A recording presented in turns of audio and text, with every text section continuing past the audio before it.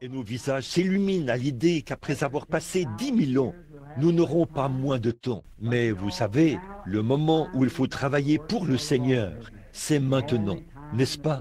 Le seul moment que nous avons, c'est cette petite période de notre vie mortelle pendant que nous sommes ici. Et je crois qu'il est de notre devoir de consacrer chaque minute possible au service du Seigneur, à faire quelque chose. Peu importe ce que ce soit chanter, témoigner, faire quelque chose pour la gloire de Dieu. Car pensez-y, nous ne ferons que chanter pendant 10 000 ans après être arrivés là-bas. Ça, ce sera seulement le service de chant. Là, ce ne sera pas tout à fait terminé, vous savez, 10 000 ans. Donc, ce seront des moments merveilleux. Maintenant, ce soir, nous vous annonçons, c'est juste, je dois partir pour l'Idaho demain matin. Je serai absent pendant quelques jours, puis je reviendrai. Après ça, si Dieu le veut, nous voulons commencer un réveil à l'ancienne mode, ici même au tabernacle. Nous en connaîtrons tous les détails dans quelques semaines, si le Seigneur le veut. Ce sera un bon réveil consacré à l'enseignement. Seulement, nous avons plongé nos mains dans le pot de miel ce matin et nous avons passé des moments merveilleux et glorieux. Et vous savez, vous tous qui n'étiez pas ici, vous avez certainement manqué un long service. C'est un long service, 2 heures, où j'ai enseigné ici. Et aussi, je me sentais vraiment bien. Je viens de rentrer du Colorado et je me sens merveilleusement bien. Alors j'allais commencer le réveil tout de suite. Et certains de mes très bons amis, à qui je ne pouvais vraiment pas dire non, frère Argenbright et beaucoup d'autres de la Californie, les hommes d'affaires chrétiens, m'ont demandé de les rencontrer dans l'Idaho. Et je dois partir pour la Californie demain matin et me rendre dans l'Idaho pour mardi. Ils vont à la rivière Snake et tout. Ils voulaient que j'y aille avec eux. Je n'avais aucune réunion prévue, alors Vous savez, quand quelqu'un vous traite bien, vous l'aimez. C'est vrai. Ils ont été bons vers moi. Alors je suis allé demander au Seigneur. Il m'a semblé qu'il m'avait dit qu'il n'y avait pas de mal à ce que j'y aille. Alors j'y vais. Ensuite, je reviendrai, Dieu voulant, et je commencerai le réveil. Et nous passerons de bons moments à l'ancienne mode.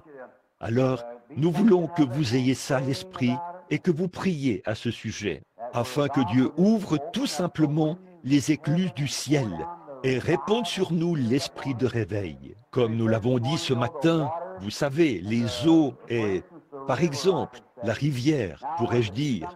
Or, Et parfois, la rivière est tellement agitée, elle saute et bondit, mais elle ne contient pas plus d'eau que lorsqu'elle est calme au possible. Mais il y a un réveil qui est en cours, voyez-vous. Le vent souffle sur elle, et il la fait sautiller et se réjouir. Et la bonne chose à ce sujet, c'est que ça repousse tous les morceaux de bois et tous les déchets, comme je l'ai dit, vers le rivage. C'est ce que fait le réveil. Il nous fait bondir partout au point qu'il nous fait... Nous bondissons de ce côté-ci, nous bondissons dans les airs, et nous bondissons de ce côté-là. Nous allons prier pour ceci, et nous allons chez le voisin, vous voyez. Tout à coup, le Seigneur nous révèle. Tu sais, tu n'aurais pas dû parler de ce voisin de toute façon. Eh bien, je vais l'inviter à venir à l'église. Ça expulse un peu d'impureté, en quelque sorte, vous savez.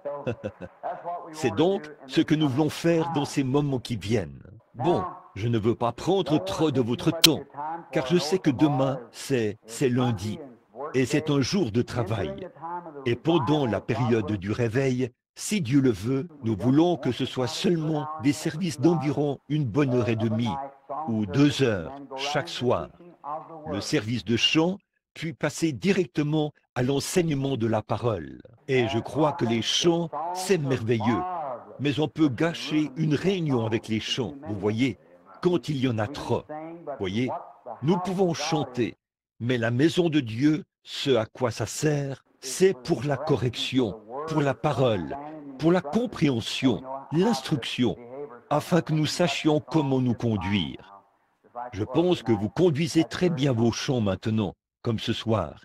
C'était très bien. Bon, pendant cette période, nous aurons des chants spéciaux, bien sûr. On ne peut pas tous les avoir en un seul soir, Mais soir après soir, nous aurons des chants spéciaux et nous voulons que vous invitiez les gens, car il se peut que nous en fassions l'annonce seulement une fois que nous serons de retour. Guettez cela. Nous ferons passer une petite annonce dans le journal et vous pouvez tous venir. Eh bien, ce ne sera pas un service de guérison, ce sera un réveil. Bon, un réveil, ça ne signifie pas amener de nouveaux convertis. Un réveil signifie raviver ceux qui sont déjà convertis. Voyez, c'est qu'un réveil, ça veut dire raviver. Voyez, élever, faire revivre. Quant à l'Église, parfois, nous nous relâchons un peu. Alors nous nous attendons à un de ces bons vieux temps, comme on en avait il y a longtemps. Gertie m'a appelé tout à l'heure. Elle m'a dit que sœur Angie et elle viendraient chanter ce cantique pour moi. Le rassemblement religieux en campement, comme il y a 40 ans. Donc, nous nous attendons et dites aux frères et sœurs des autres églises qu'ils sont tous invités. Bon, ce soir, nous étudions un sujet très profond qui a été annoncé ce matin. Et j'apprécie vraiment l'hospitalité et la gentillesse de notre frère Neville. Il est toujours disposé à s'asseoir et à nous céder la place et tout. C'est un vrai frère. Il cède facilement sa chair, comme si ce n'était rien pour lui de le faire. Donc, j'apprécie beaucoup frère Neville. Il a toujours fait preuve de collaboration dans tout ce que je lui ai demandé de faire. Il s'est toujours promptement exécuté. Comme ça. Donc, j'apprécie un tel frère. Ce matin, au cours des 4 derniers mois, ou quelque chose comme ça, nous avons étudié le chapitre 9 ou le chapitre 10 de l'Épître aux Hébreux. Nous avons commencé au verset 8 et nous nous sommes rendus jusqu'au verset 25, je pense, ce matin. Et pour ce soir, j'ai annoncé que j'allais enseigner, si le Seigneur le veut, sur le péché impardonnable. Le péché impardonnable, qu'est-ce que c'est? Maintenant, pour avoir un contexte, nous allons reprendre le passage de l'Écriture et passer en revue une ou deux déclarations de ce matin, puis aborder le sujet du verset 25, ou du verset 26 plutôt, du chapitre 10 de l'Épître aux Hébreux. Commençons notre revue à partir du verset 19 environ, et voyons quelques points. C'est Paul qui parle ici. Il essaie de présenter la différence entre la loi et la grâce. Le principe ou le sujet principal, c'est la différence entre la loi et la grâce. Et ici, il montre comment on s'approche de Christ par la loi et comment on s'approche de Dieu par Christ. Puis, il présente la différence entre les deux et il montre le rôle que joue chacune des deux. Et toutes les deux, dans les évangiles, jouent le même rôle. Seulement, c'était sous des dispensations différentes. Puis nous avons vu que celui qui rendait ce culte venait et faisait son offrande sur la base du sacrifice ensanglanté. Ce matin, nous avons pris Job, mentalement parlant, et nous avons vu que Job vivait au jour de l'offrande et de l'Holocauste. Et il se disait que parce que ses enfants avaient peut-être péché d'une manière ou d'une autre, qu'ils n'étaient pas conscients qu'ils avaient péché, Job a offert un holocauste pour ses enfants, par précaution. J'aime ça, pas vous? Avoir de l'intérêt pour ses enfants, faire un holocauste, élever une prière en offrant en sacrifice une brebis, la mort d'une brebis, afin que ses enfants ne soient pas perdus, s'ils avaient commis des péchés, et que Dieu leur pardonne leurs péchés. Ensuite, nous avons continué dans Job et vu qu'à la fin, cela avait porté ses fruits. Dieu, après que Job avait subi une période de châtiment et d'épreuve, à la fin, cela a porté ses fruits. Job n'a perdu aucun de ses enfants. Toutes ses brebis, tout son bétail, tous ses bœufs, tous ses chameaux lui ont été redonnés en double. Et aussi, Dieu a redonné ou lui a donné ses enfants. Ils étaient tous morts en ce qui concerne la terre, mais dans la gloire, ils attendaient qu'il vienne. Aucun d'eux n'a été perdu. Vous voyez, Dieu a donné à Job ses filles et ses fils, ce que signifie le fait de vivre et de marcher dans la lumière dans laquelle vous devez marcher, de se conformer à toutes les règles et à la dispensation lorsqu'il règne. Nous voyons dans la Bible que Zacharie, le père de Jean-Baptiste, qui était le petit cousin de Jésus, était un homme juste. Avez-vous remarqué cela dans l'Écriture? Un homme juste qui vivait sous la loi et dans la maison duquel des prières se faisaient continuellement. Et sa femme, Élisabeth, était stérile. C'est le Saint-Esprit qui est venu à lui sous la forme où c'était Gabriel, l'archange, alors qu'il faisait son offrande, qu'il agitait de l'encens, qu'il brûlait de l'encens, pendant qu'on priait dans le temple. L'archange Gabriel est venu à lui parce qu'il marchait dans toute la lumière dans laquelle il devait marcher. C'est tout ce que Dieu peut exiger de nous, toute la lumière dans laquelle nous devons marcher. C'est là que l'Évangile, l'aspect mental de l'Évangile a échoué dans les pays païens. Parce que nous ne leur avons apporté qu'une théorie, ou une théologie plutôt, faite de main d'homme. C'est ce que nous leur avons présenté, et ce n'est pas plus efficace que leur propre culte. Si, autrement dit, si on leur enseigne que le soleil est une grande puissance, et qu'il contrôle la terre, c'est vrai dans un certain sens, mais alors ils croient que ce soleil a une puissance, que c'est par le soleil que vient la végétation, que c'est par le soleil que vient la vie, que c'est par le soleil que vient... Eh bien, c'est tout à fait vrai, mais le soleil n'est qu'une création du Créateur. Là-bas, nous en avons eu un sur l'estrade. Vous avez probablement reçu des lettres à ce sujet, beaucoup d'entre vous qui connaissez les missionnaires qui œuvrent là-bas et tout. L'un d'eux est monté, il s'assoit là et regarde le soleil jusqu'à ce qu'il devienne complètement aveugle. Ils estiment que si le soleil les rend aveugles, alors ils ne verront pas le péché et les choses du monde. Ils seront aveugles aux choses du monde. Et de ce fait, eh bien, ils seront sauvés. Eh bien, voilà tout ce qu'ils savent de Dieu. C'est ce qu'on leur a enseigné. Et ils croient que c'est ce qu'ils devraient faire en guise de sacrifice, de perdre la vue par l'effet du soleil, et ils seront sauvés. D'autres marchent dans le feu, s'allongent sur des clous, gardent les mains levées et disent qu'ils ne baisseront jamais les mains tant qu'ils n'auront pas trouvé la paix. Et leurs ongles poussent vers le dos de leurs mains, comme ça, pendant des années et des années. Et leurs ongles poussent. Ils ne desserrent jamais leurs mains. Ils la maintiennent en l'air et marchent comme ça. Ils sont sincères, tout à fait sincères, mais ils n'ont pas l'Évangile. Bon, et là, il est de notre devoir de veiller à ce que ces êtres mortels, tout comme nous le sommes, et après tout, ce sont nos frères quant à la chair, car Dieu a fait d'un seul sang tous les hommes. Chaque homme, chaque être humain est issu du seul arbre, Adam au commencement.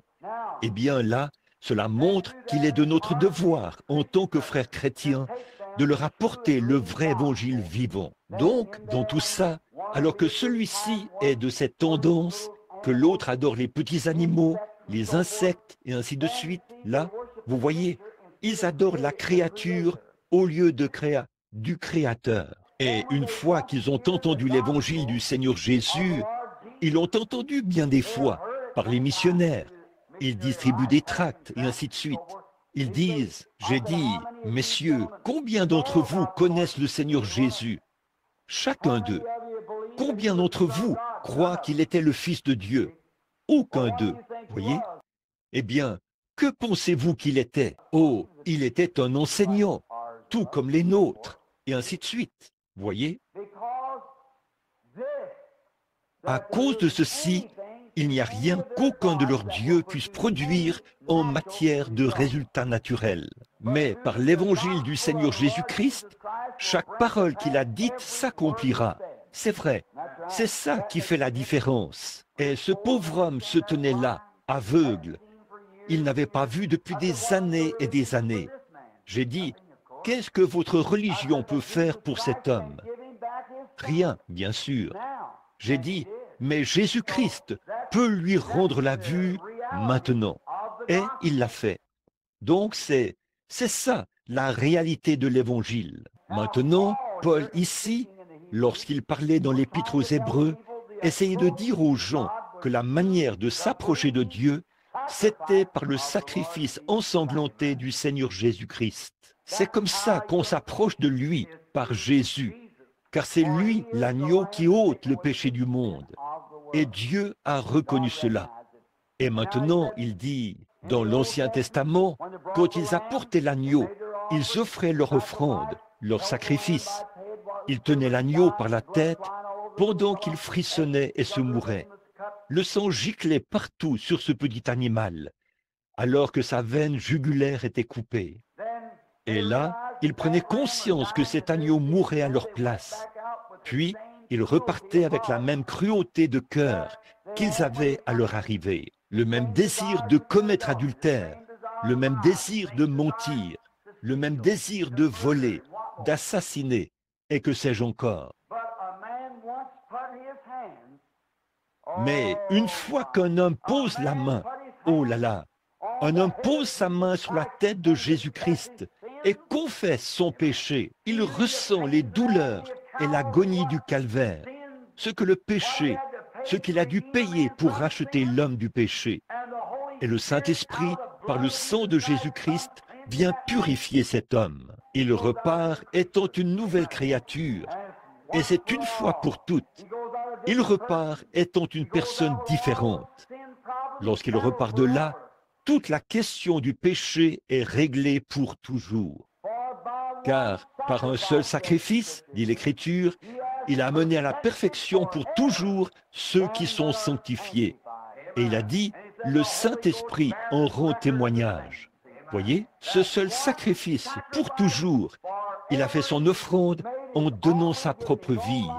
Et il s'est assis à la droite de la majesté divine dans les lieux très hauts. Et nous avons un souverain sacrificateur, assis dans la majesté de Dieu, dans la présence du grand Créateur, qui intercède sur la base de notre confession. Or, il a dit ici, au verset 19, « Ainsi donc, frères, puisque nous avons, au moyen du sang de Jésus, une libre entrée dans le sanctuaire. » Réfléchissez à ça, pas de crainte. C'est bien le plus grand fléau qu'il y a dans l'Église chrétienne aujourd'hui, la peur. Et ce qui fait que les gens ont peur, c'est qu'ils ne sont pas bien enseignés et bien ancrés dans l'Évangile. Il n'y a absolument aucune raison pour laquelle ce petit endroit ne pourrait pas être une ruche de la puissance de Dieu, qui bourdonne de la gloire de Dieu, jaillissant de partout. Ce petit trou entouré de murs ici est presque connu dans le monde entier. Ce petit endroit où vous êtes assis ce soir, non pas à cause de William Branham, mais à cause de Jésus-Christ, le Fils de Dieu, et de l'Évangile pour lequel ils ont combattu. Non, monsieur, je n'ai rien à voir là-dedans, pas du tout. C'est lui qui l'a fait, et qui a fait que cet endroit soit connu dans le monde entier, alors que ce n'était rien d'autre qu'une petite structure de 1500 $, ou quelque chose comme ça, qu'on a bâti ici sans plancher. Mais c'est le Dieu Tout-Puissant qui fait ces choses. Maintenant, nous avons, au moyen du sang de Jésus, une libre entrée dans le sanctuaire, par la route nouvelle et vivante, non pas par l'ancienne route, par la route nouvelle et vivante. C'était une route qui menait à la mort, un ordre de la loi. Mais maintenant, nous entrons par la grâce, par le Saint-Esprit. Oh, j'espère que vous le voyez. Il n'y a rien que vous puissiez faire. La loi consistait en des œuvres. Ne touche pas, ne manipule pas, ne goûte pas, ne mange pas de viande, observe les sabbats, les nouvelles lunes, toutes les formes d'adoration, ce que l'homme faisait. Mais dans cette route nouvelle et vivante, il n'y a rien que nous puissions faire. C'est ce que lui, il fait pour nous, par la grâce. Nous l'acceptons tout simplement. Christ ôte le péché.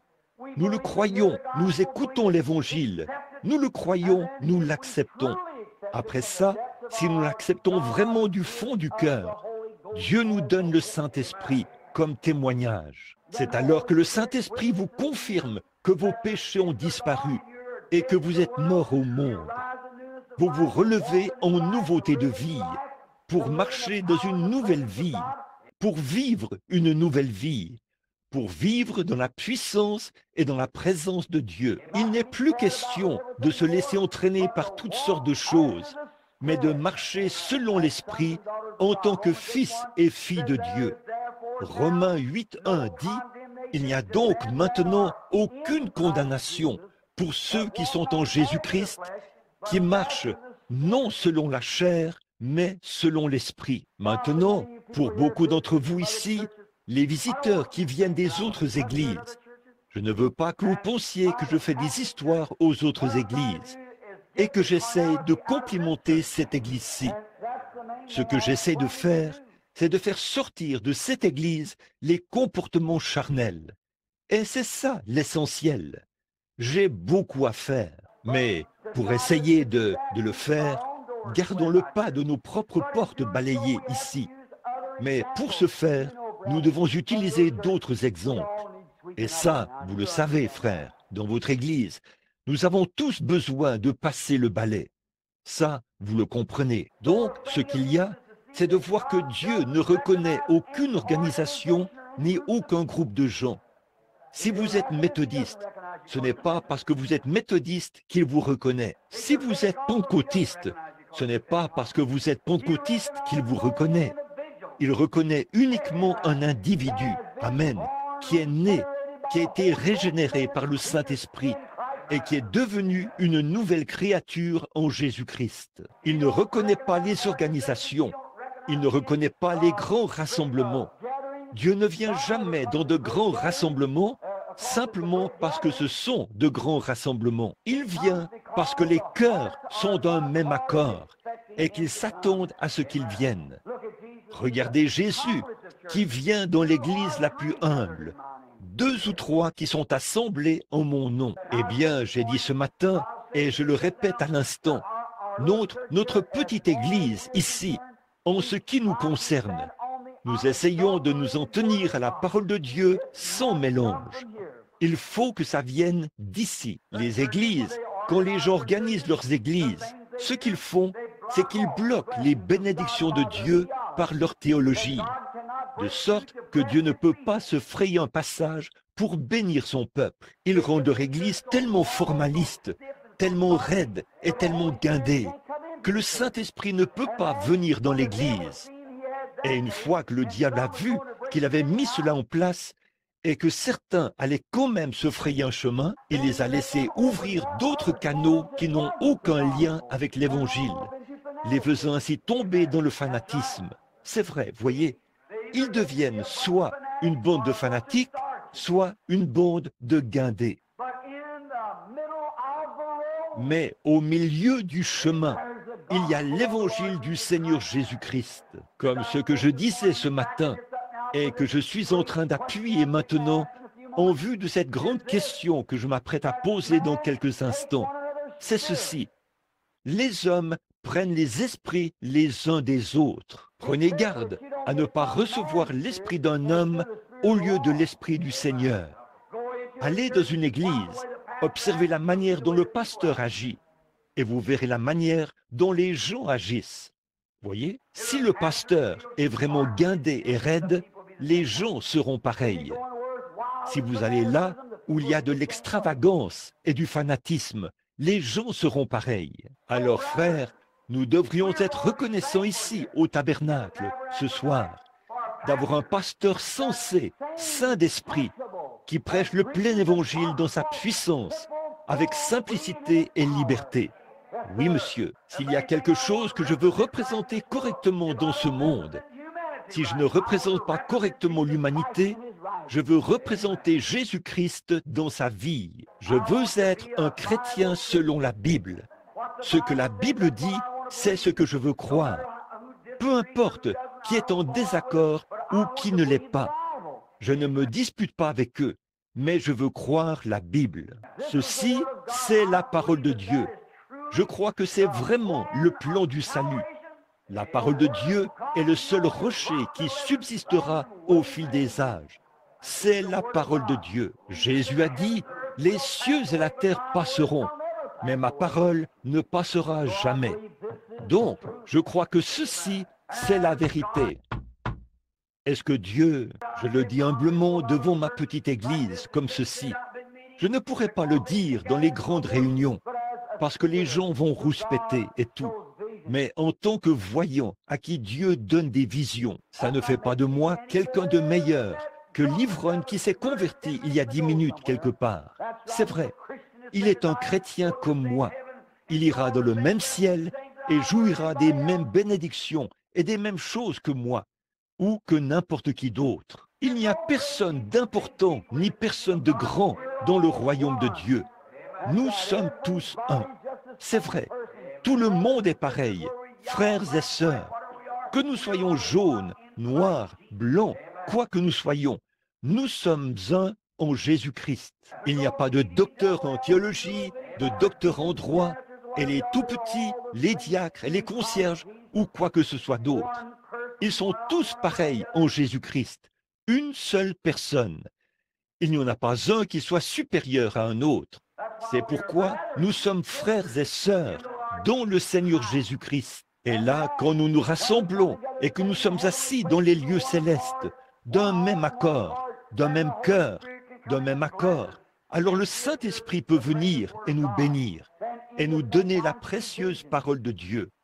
Là, ceci dit, très souvent, je vois des choses par des visions. Tout d'abord, quand quelqu'un me dit, ou que j'entends sur l'enregistrement, que j'ai une vision et que j'ai prédit quelque chose, avant de dire quoi que ce soit au sujet de la vision, quoi que ce soit, je vérifie d'abord cette vision par la parole de Dieu. Et si ce n'est pas conforme à la parole de Dieu, je dirais que c'est « grâce soit rendue à Dieu ». Jusqu'ici, cela a toujours été conforme à la parole. Mais si jamais c'était contraire à la parole de Dieu, je dirais « ne considérez pas cela parce que c'est faux ». Voici la vérité, ici même, la parole de Dieu. Alors quand nous venons à Dieu d'une manière raisonnable et équilibrée, quand nous venons sans aucune méchanceté, sans aucun préjugé, avec un cœur ouvert et disposé à apprendre, Dieu est capable d'enseigner. Lorsque nous sommes disposés à apprendre, mais nous devons d'abord mettre de côté la tradition, mettre de côté les idées qu'on nous a enseignées. Bon, je sais que votre mère vous enseignait des choses qui étaient très bonnes et tout, mais il y a des fois où votre mère s'est trompée. J'ai une mère assise ici même le sujet même que je vais traiter dans quelques instants. Elle m'a dit, il y a des années, qu'elle pensait que le péché impardonnable, c'était lorsqu'une femme, un cas d'avortement, autrement dit, ôter la vie à un enfant avant sa naissance. Elle disait, comment cela pourrait-il lui être pardonné? Pour maman, au mieux de sa connaissance, sur la base de tout ce qu'elle savait, c'était vrai. Voyez? Mais ce n'est pas vrai selon la parole de Dieu. Alors, ça change tout. Donc, quelqu'un dit, je suis né catholique, ma mère était catholique, elle m'a élevé dans la foi catholique, je resterai catholique. Eh bien, j'ai été élevé dans la foi baptiste, mais je ne suis pas resté baptiste. Quand j'ai vu que la doctrine baptiste était contraire à ce que disait la parole de Dieu, j'ai cru la parole de Dieu et j'ai considéré la parole de tout autre homme comme un mensonge. Je ne me dispute pas avec cet homme. Je lui dis, frère, ceci, c'est ce que je crois. Je suis toujours ton frère, mais je crois que ceci, c'est la parole de Dieu. Maintenant, une fois qu'on est bien affermi, qu'on a un bon fondement, alors on a une pleine liberté pour entrer. Or, je connais des gens, et vous devez tous admettre qu'il y a des gens dans les groupes de la sainteté, qu'il y a des gens dans les groupes pentecôtistes, qu'il y a des gens dans les groupes nazaréens, chez les pèlerins de la sainteté, chez les méthodistes, les baptistes et tout, qui prétendent être chrétiens, mais qui ne sont pas chrétiens. Au fond de leur cœur, Ils savent qu'ils ne sont pas chrétiens, mais je ne crois pas qu'il y ait un seul homme ou une seule femme dans n'importe lequel de ces groupes qui puisse se présenter devant Jésus-Christ et se repentir véritablement de ses péchés avec un cœur sincère et entièrement abandonné, et qui disent « Seigneur, je crois vraiment », sans que Dieu ne lui accorde à l'instant même le baptême du Saint-Esprit. Eh bien, vous êtes un croyant, mais Dieu ne reconnaît pas votre foi tant qu'il ne vous le prouve pas. Amen. Ô frère, permettez-moi de vous dire quelque chose.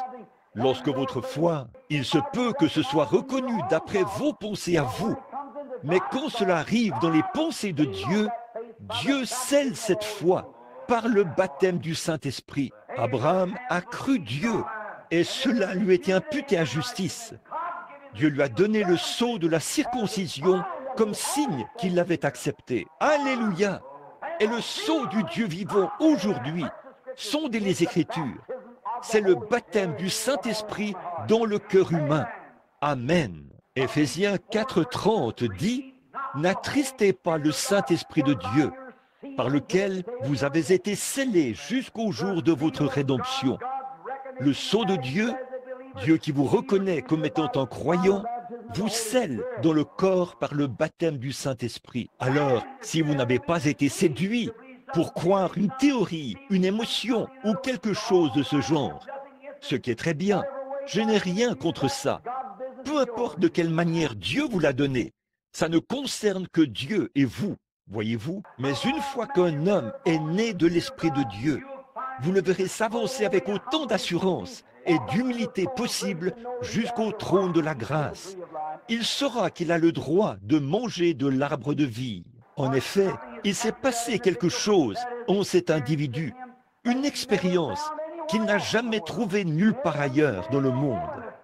Et chaque homme ou femme qui est né de l'Esprit de Dieu a vécu une expérience personnelle. Et il sait exactement quand c'est arrivé, comment c'est arrivé et quel effet cela a eu sur lui. Chez tous les hommes et toutes les femmes qui sont nés de l'Esprit de Dieu, il s'est passé quelque chose. Il y a quelque chose qui change. Qu'est-ce que c'est? C'est une conversion. Comme nous l'avons dit ce matin, vous avez là un vieux drap sale au possible, plein d'encre et de tout le reste. Rien ne peut enlever cela. Vous le trempez dans un seau rempli d'eau de javel ou dans un bassin. Vous le ressortez et il est blanc au possible. C'est ce que le sang de Jésus-Christ fait aux croyants qui confessent son péché. Il est dit, il y a une source remplie du sang, des veines d'Emmanuel. Tout pécheur plongé dans ce flot est lavé de tout péché. Alors quand Dieu secoue le drap et voit qu'il a séché par l'effet des saints vents de Dieu qui viennent du ciel comme un vent impétueux, il prend le Saint-Esprit et scelle cela jusqu'au jour de la rédemption, comme ça. Alors le diable regarde ce sceau et il ne peut pas s'en approcher. Il peut harceler cela, bourdonner autour de cela, faire des histoires par rapport à cela, mais il ne peut pas toucher à cela. C'est vrai, il ne peut pas toucher à cela, parce qu'il y a un sceau de Dieu qui le lui interdit. Alléluia, qui lui interdit de toucher à cela. C'est la propriété privée de Dieu. Alléluia. Oui, monsieur, c'est ce qui fait que ces hommes marchent avec assurance. Ils n'ont pas peur de rétrograder. Non, monsieur, ils n'ont pas peur de ce que le diable dit. Il y a une chose à ce sujet, c'est que vous pouvez vous référer à vos raisonnements et vous pouvez vous limiter au raisonnement. N'essayez pas de raisonner la chose. Vous dites, bon, je vais voir, peut-être que je ferai ceci. Ne raisonnez pas la chose, croyez cela. Dieu ne vient pas par le raisonnement. C'est tout à fait déraisonnable. Personne ne peut comprendre Dieu. Vous n'avez jamais pu le faire et ils ne le pourront jamais. On ne connaît pas Dieu par le raisonnement. On connaît Dieu par une simple foi d'enfant, en acceptant sa parole. Vous dites que c'est la vérité et vous croyez cela. C'est comme ça qu'on connaît Dieu, par la foi et non pas par le raisonnement, par votre capacité à raisonner qui est en vous. Mais la foi vient de Dieu. La foi, c'est quelque chose qui naît en vous, quelque chose que Dieu vous donne. Et c'est une ferme assurance des choses qu'on espère, une démonstration de celles qu'on ne raisonne pas. Alléluia, c'est de là que ça vient.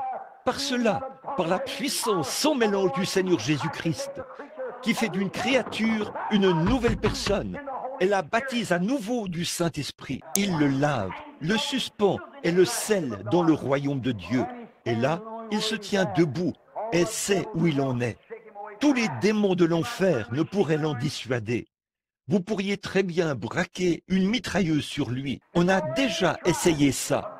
Il y a quelques semaines, j'ai visité les catacombes où il y avait de vieux os et des crânes. Et il n'en restait qu'à peu près ça, des saints et des martyrs qui étaient morts. Je me suis tenu dans l'arène où on les donnait en pâture aux lions et tout le reste. Et sans sourciller, ils ont affronté la mort. Sachons ceci, qu'ils le connaissent dans la puissance de sa résurrection. Et qu'un de ces jours, il y aura une secousse. Ils sortiront de là, en tant que saints du Dieu vivant, lavés par le sang.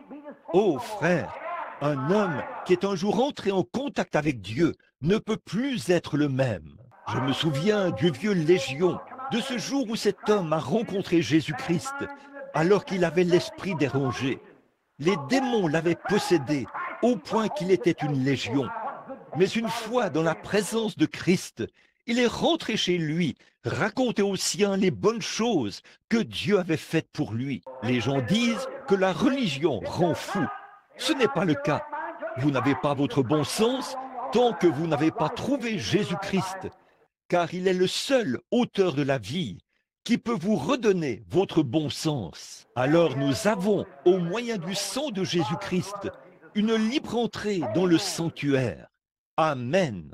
Par la route nouvelle et vivante qu'il a inaugurée pour nous au travers du voile, c'est-à-dire de sa chair. La chair, quel rôle joue-t-elle?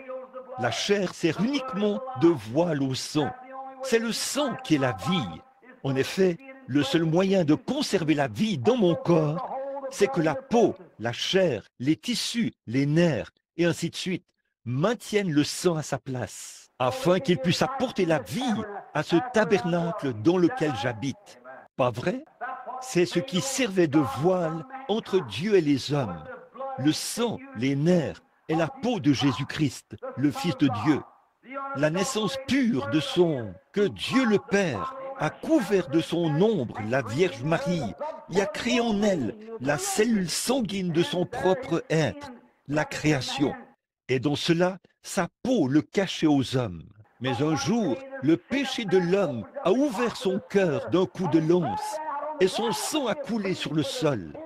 Ce sang a été donné gratuitement pour les péchés du monde, et s'est révélé aujourd'hui. Et alors que ce sang est sorti, l'Esprit est aussi sorti. Et par le lavage d'eau, par le sang, au moyen de l'Esprit, nous sommes nés dans le royaume de Dieu. Nous sommes de nouvelles créatures en Jésus-Christ.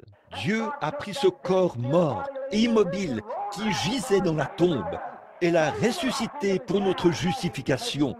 Il est assis à la droite de sa majesté ce soir, en train d'intercéder. Quel genre de gens devrions-nous être? Des lâches, des poltrons, ayant peur de dire au patron qu'on est sauvé ou né de nouveau, peur de témoigner à l'ivrogne?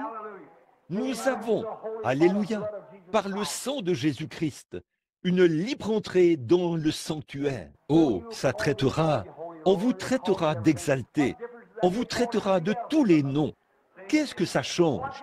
Ils l'ont appelé Belzébul, voyez. Mais qu'est-ce que ça change, le nom qu'on vous donne? Ce qui compte, c'est le nom que Dieu vous donne. Le monde dit exalté, ignorant, c'est du fanatisme.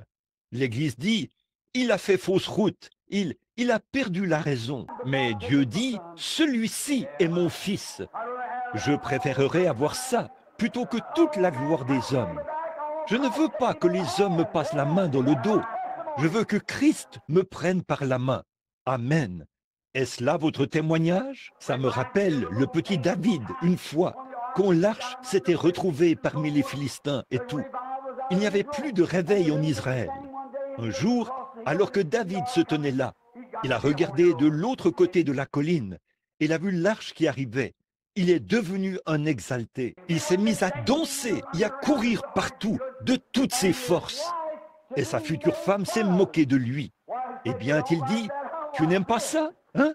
Regarde donc ceci. Il est descendu là et a fait le tour de l'arche, encore et encore, en dansant de toutes ses forces. Sa femme a attiré un opprobre sur elle. Elle est devenue stérile. Elle n'a jamais donné naissance à des enfants pour les élever. Et son nom s'est éteint en Israël. Mais voici ce qui s'est produit. Du ciel, Dieu a baissé les regards et a dit, « David, tu es un homme selon mon cœur. » Oui, monsieur, je préférerais avoir ça plutôt que toute la popularité auprès des femmes, des hommes ou de qui que ce soit d'autre sur cette terre. Je préférerais trouver grâce devant Dieu. Dieu dit, « J'ai un serviteur sur qui je peux mettre mon doigt et il me croira et me fera confiance. » C'est vrai, vous ne pouvez pas le faire en professant à moitié. Vous ne pouvez pas le faire avec un esprit fermé. Vous devez le faire sur la base d'une foi pure et sans mélange, par le sang de Jésus-Christ. Vous êtes entré là-haut et vous savez que vous avez touché Dieu avec votre main et que vous êtes son serviteur. Vous n'avez peur de rien à ce moment-là. Nous sommes entrés par la route nouvelle et vivante, par ce sang, par son voile qu'il a voilé. Un peu plus loin, nous avons, et puisque nous avons un souverain sacrificateur établi sur la maison de Dieu, qui est Christ, écoutez bien, approchons-nous avec un cœur sincère et avec la conscience et la foi, et notre conscience purifiée du mal, et le corps lavé d'une eau pure. Nous avons vu cela ce matin. Maintenant, l'eau, ici, purifiée, signifie débarrasser. Notre conscience débarrassée du problème du péché, du mal et des ténèbres, et le corps lavé d'une eau pure, par le baptême d'eau au nom de Jésus-Christ. Nous avançons librement et avec assurance vers Dieu. Sachons ceci, que le mal que j'aimais autrefois est chose du passé. Sachons que la vie que je vivais autrefois est maintenant terminée. Non pas parce que je l'ai fait, mais parce que quelque chose est entré en moi et l'a fait lui-même. Par la grâce, il m'a sauvé. J'ai cru en lui. Il m'a donné le Saint-Esprit. Les choses que je détestais autrefois, je les aime maintenant. Le sacrifice. Autrefois, c'était difficile pour moi d'aller à l'église. Maintenant, j'aime y aller. Autrefois, je détestais entendre les gens chanter, pousser les cris et témoigner. J'aime ça maintenant. Quelque chose m'a changé. J'ai donc une route nouvelle et vivante. Quelque chose s'est ancré ici. Je le sais, quand je suis descendu dans l'eau et qu'on m'a baptisé au nom du Seigneur Jésus-Christ. Il a dit, repentez-vous et que chacun de vous soit baptisé au nom de Jésus-Christ pour la rémission de vos péchés. Et vous recevrez le don du Saint-Esprit. On m'a contredit, on m'a fait des histoires, on m'a dénigré, on m'a ridiculisé. Ça ne change absolument rien. Dieu l'a dit et je le crois. Et c'est exactement ça. Je me suis tenu là quand même en continuant d'avancer. On a dit, tu es un Jésus seul, tu es un unitaire, tu es ceci, peu m'importe ce qu'ils disent. Je crois que la parole de Dieu est la vérité. Et je ne sais pas combien c'est populaire et combien vous devenez populaire ici. Ça ne change rien. Ce qui compte, c'est combien vous êtes populaire là-haut. On a récemment demandé à l'un de ces grands hommes de prêcher cela.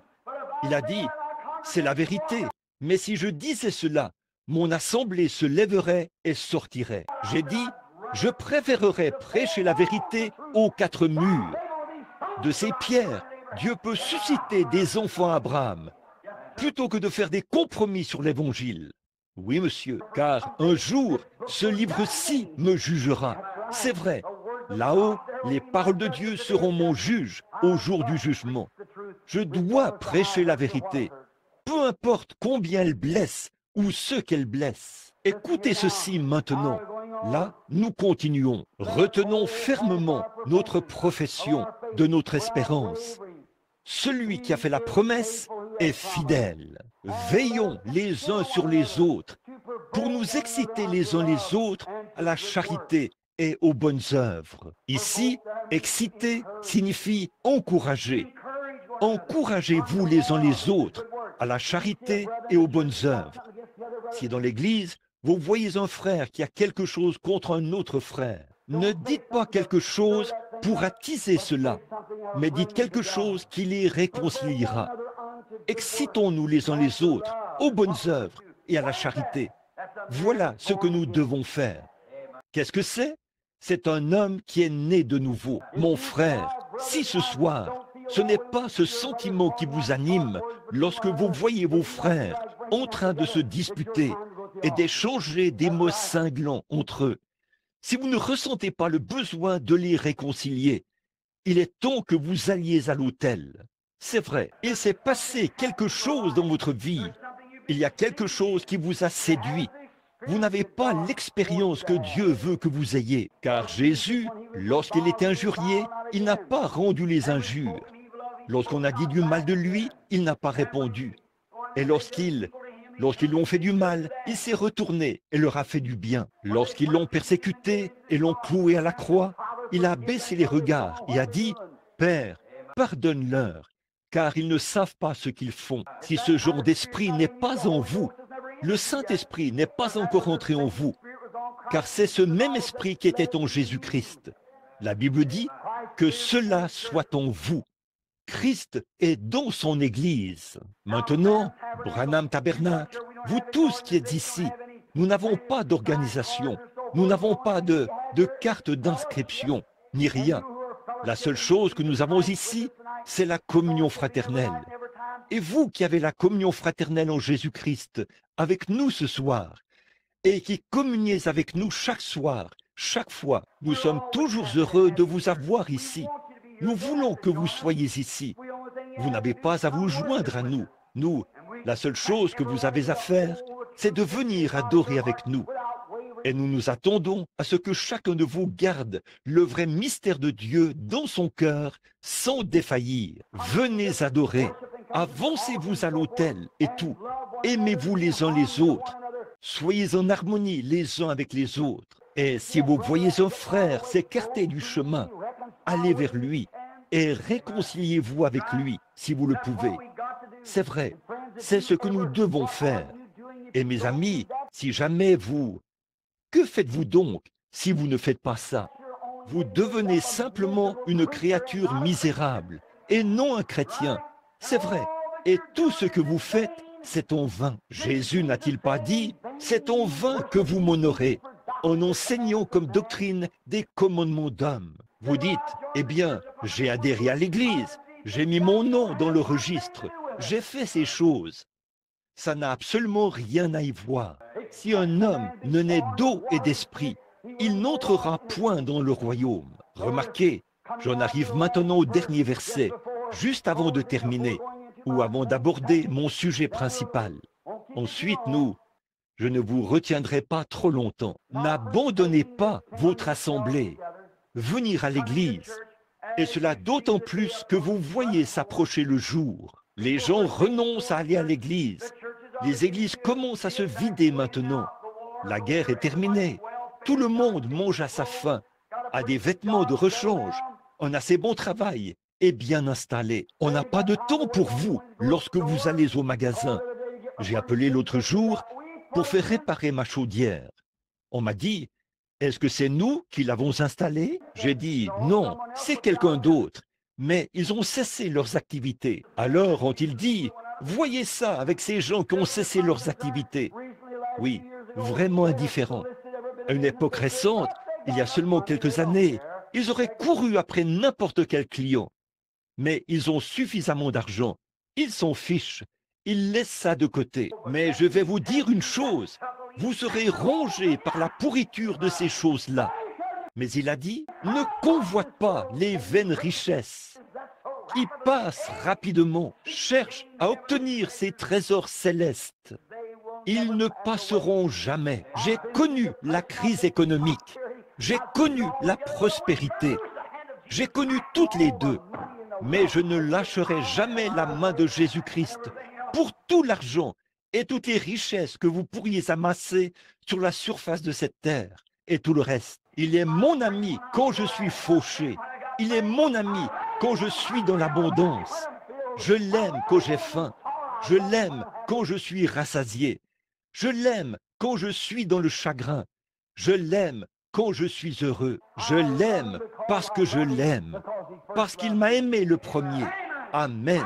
Alléluia. Quand j'étais malade, sur mon lit de mort, il était mon ami. Alors que je me sens bien ce soir et que je suis heureux, il est toujours mon ami. Quand je serai sur mon lit de mort là-bas, quelque part, et que mes veines se refroidiront tout le long de mes bras, comme ça, il sera mon ami à ce moment-là. Et quand ces fils ténus sur lesquels je marche, se briseront, et que je plongerai dans l'éternité, il sera mon ami à ce moment-là. Alors que les âges s'écouleront après 10 000 ans, vous avez chanté vos chants de jubilé. Il sera toujours mon ami à ce moment-là. Oui, monsieur, quand il n'y aura plus de lune, plus de soleil, plus de terre, il sera toujours mon ami à ce moment-là. Alors que les âges s'écouleront. Oh, comme nous devrions l'aimer. Votre travail, qu'est-ce que ça représente? Ce que vous avez, qu'est-ce que ça représente? Votre popularité, qu'est-ce que ça représente? Quel est votre... Qui êtes-vous de toute façon? C'est vrai. Qui êtes-vous pour tourner le dos à Dieu?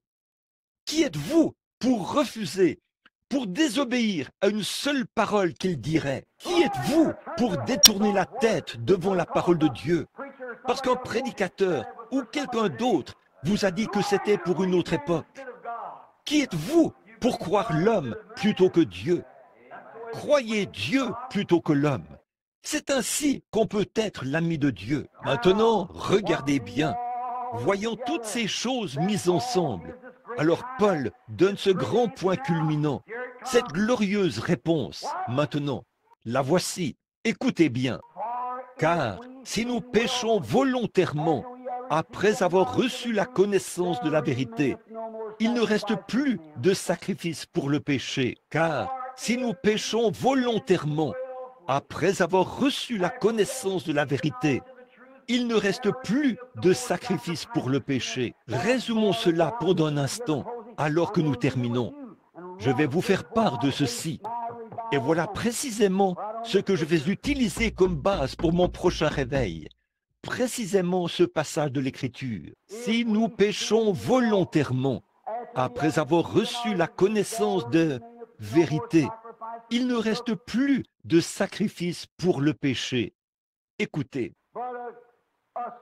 mais une attente terrible du jugement et de l'ardeur du feu qui dévorera le rebelle.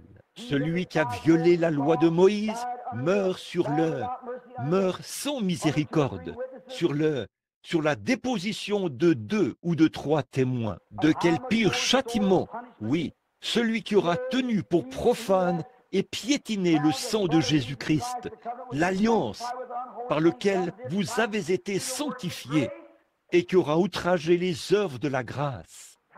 Combien pire sera le châtiment quand sous l'agneau mourant, un homme qui avait violé ou rejeté la loi de Moïse devait mourir sans miséricorde parce que l'agneau était mort à sa place. À combien plus forte raison est rejeté l'homme qui outrage le sang de Jésus-Christ? Maintenant, la première chose que nous voulons savoir, le péché impardonnable, qu'est-ce que c'est? Certains disent, c'est se suicider. Certains disent, c'est lorsqu'une mère se débarrasse de son enfant, un avortement. D'autres disent ceci. D'autres ont dit, si vous avez eu le Saint-Esprit et que vous avez rétrogradé devant le Saint-Esprit, c'est ça le péché impardonnable. Ça ne l'est pas.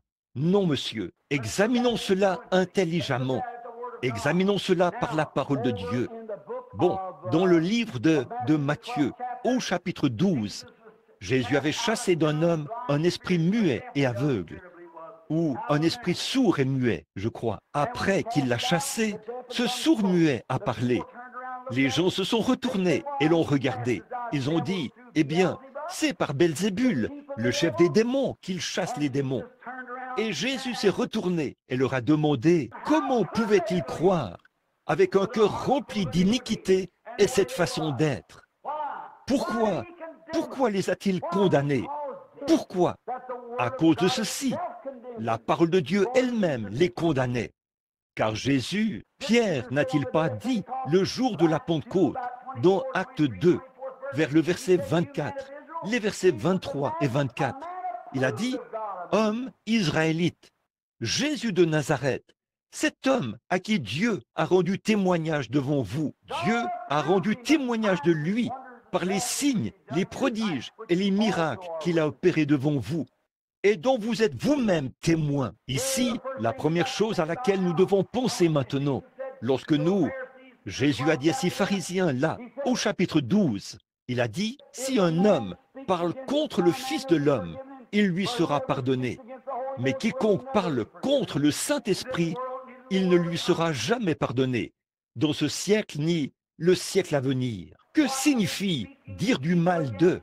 Parler contre le Saint-Esprit, parler contre. Bon, vous pourriez vous tromper et dire l'action du Saint-Esprit. Si quelqu'un pousse des cris, ça pourrait être le Saint-Esprit. Ça pourrait être le cas, tout comme ça pourrait ne pas l'être.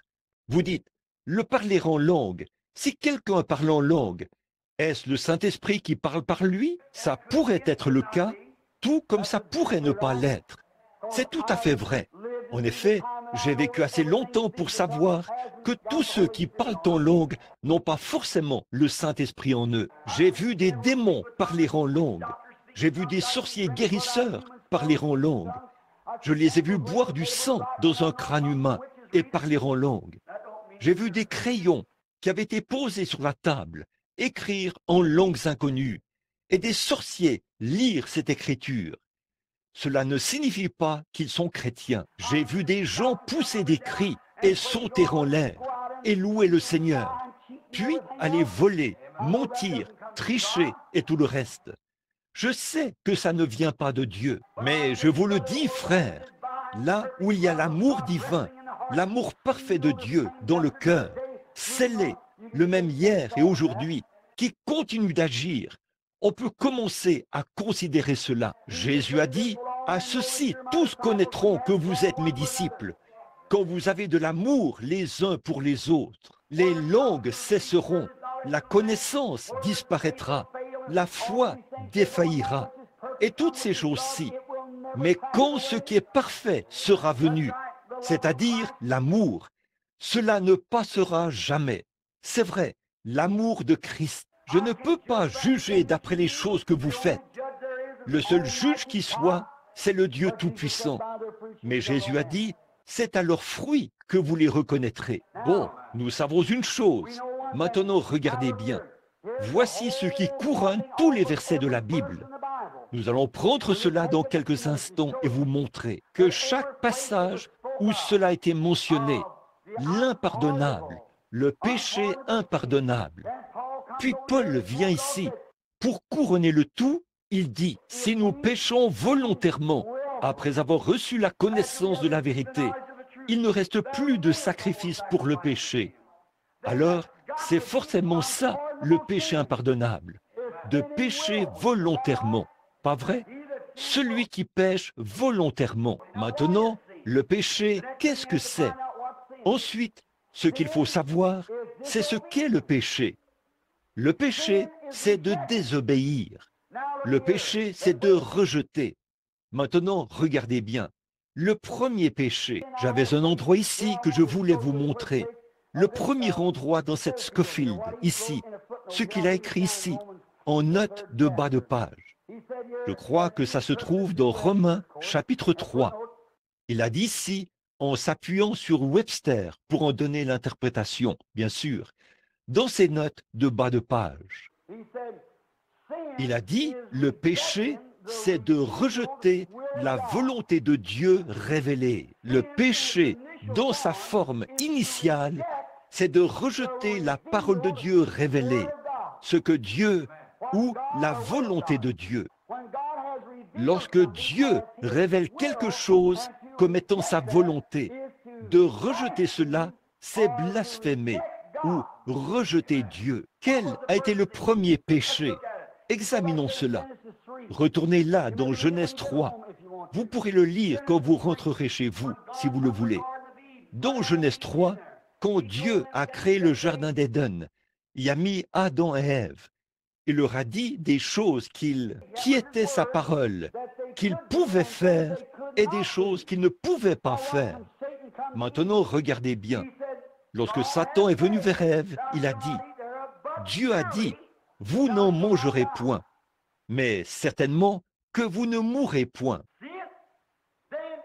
Vous voyez cela? Alors Ève a volontairement, vous saisissez? Ève a volontairement fait quelque chose qu'elle savait que Dieu avait dit de ne pas faire. Pas vrai? Maintenant, regardez bien ça. Quand Ève a volontairement, c'est là le tout premier péché qui a été commis. Pas vrai? Ève, connaissant la volonté de Dieu, a volontairement refusé de s'y conformer. Pas vrai? Ça, c'est le premier péché. Alors, le péché, qu'est-ce que c'est? Dans Jean chapitre 3, verset 18, Jésus-Christ lui-même a dit ceci, que celui qui ne croit pas est déjà jugé. Pas vrai? Alors le péché, c'est en fait l'incrédulité. Satan, dans sa séduction, a dit à Ève que Dieu a dit cela, mais ce n'est pas ce qu'il voulait dire. Vous voyez comment il a badigeonné la parole en blanc? Eh bien là, il a dit, voyons, Dieu l'a dit, mais ce n'est pas ce qu'il voulait dire. Autrement dit, vous serez, nos yeux s'ouvriront. Vous connaîtrez des choses, vous aurez beaucoup plus de connaissances. Et maintenant, Satan raconte ce même mensonge pourri aux prédicateurs et aux membres d'Église aujourd'hui. Ils disent, la parole de Dieu dit ceci, cela, mais ce n'est pas ce que cela veut dire. La parole de Dieu veut dire exactement ce qu'elle dit. C'est vrai, je parlais ici, il n'y a pas longtemps, à ma propre église et au mien, quand certains ont dit, ils venaient de l'extérieur de la ville. Lors des services de guérison, je n'ai jamais présenté aucun point de doctrine, parce que ce sont des groupes mixtes. Mais dans ma propre église, je prêche ce que je crois être la vérité. Tout ce que je prêche, c'est la vérité. Mais je n'entre pas dans les détails par rapport à cela. Quand quelqu'un m'a vu baptiser ici, au nom du Seigneur Jésus-Christ, il a dit, « Frère Branham, tout ce temps, je pensais que vous étiez un trinitaire. » J'ai dit, « Vous n'avez pas encore fini de penser. » J'ai dit, « La Bible dit, et il n'y a pas un seul endroit où quelqu'un ait jamais été baptisé autrement qu'au nom de Jésus-Christ. » Eh bien, a-t-il dit, « Mais vous savez, j'ai dit, c'est juste là, sous vos yeux, un frère adventiste du 7e jour, dont le frère est assis ici en ce moment, est venu ici, chez moi, une fois, pour me défier à ce même sujet. Mon frère lui a dit, il a dit, bon, regardez, frère, vous écoutez quelque chose qui n'est pas juste. Et il a dit, qui est Bill Branham pour me dire quoi que ce soit? Eh bien, a-t-il dit, venez écouter la parole de Dieu. Alors ce jeune homme est venu et nous avons sorti la Bible. J'ai dit, maintenant, frère, écoutez, allez-vous mettre votre manuel de côté et nous prendrons la Bible? Oui, la Bible. J'ai dit, alors, si la parole de Dieu dit que vous avez tort, me laisserez-vous vous baptiser au nom de Jésus-Christ? Et si vous me prouvez que Père, Fils et Saint-Esprit, c'est la manière de baptiser selon la Bible, je vous laisserai me baptiser. Il était d'accord. Et son tout premier passage, qui était le seul passage qu'il ait pu trouver, cela a été condamné tout de suite. Après ça, il a refusé de me laisser le baptiser. Maintenant, qu'est-ce que cela signifie? Si nous péchons ou que nous sommes volontairement incrédules, après avoir reçu la connaissance de la vérité, il ne reste plus de sacrifice pour le péché. Voilà votre péché impardonnable. Si vous connaissez la vérité de l'Évangile, que cela vous a été présenté, que Dieu vous l'a révélé, et que vous savez que c'est la vérité, mais simplement pour satisfaire une assemblée ou un prédicateur insignifiant, ou pour être populaire. Vous voulez vous accrocher aux choses auxquelles vous voulez vous accrocher, plutôt que de prendre la parole de Dieu. Paul a dit, celui qui pêche ou qui est volontairement incrédule, après avoir reçu la connaissance de la vérité, il ne reste plus de sacrifice pour le péché. C'est ça votre péché impardonnable, c'est de savoir ce qu'est la vérité et de refuser d'y marcher. Amen. Là, vous croyez que c'est vrai? C'est ce que la Bible dit. Celui qui pêche. Le péché, c'est l'incrédulité. Eh bien, vous dites, est-ce que fumer est un péché? Est-ce que boire est un péché? Non, non. Ce sont les attributs de l'incrédulité.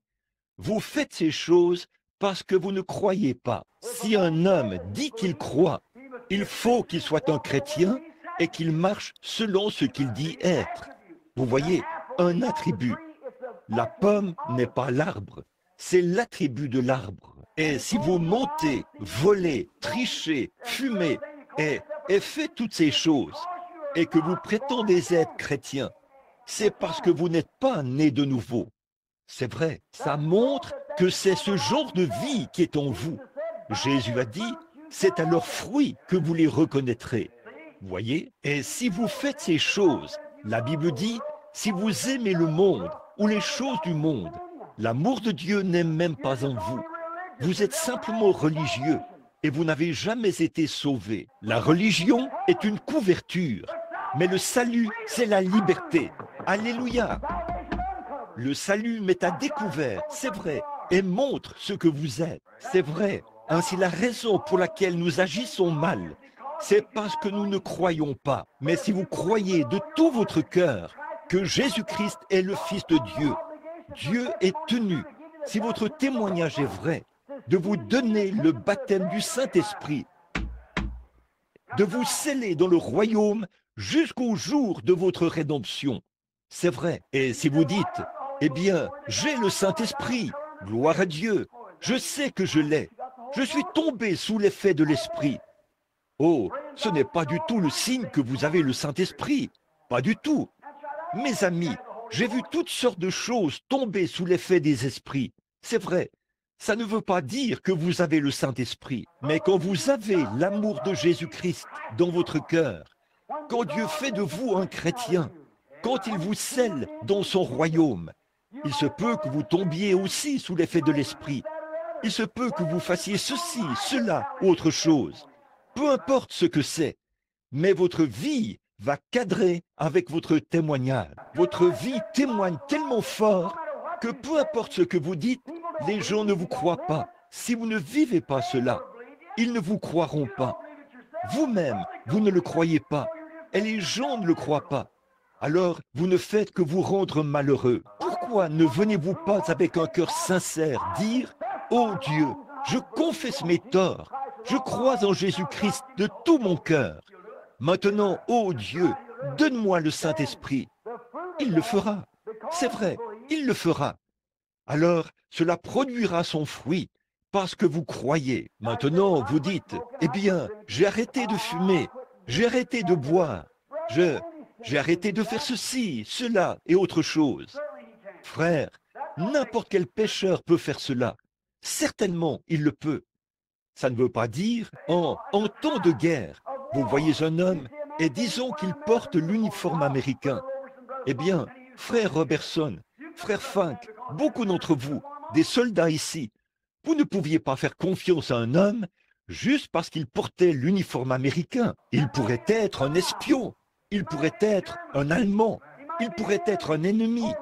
Le fait qu'il porte l'uniforme américain ne fait pas de lui un Américain. Non, monsieur. Alléluia.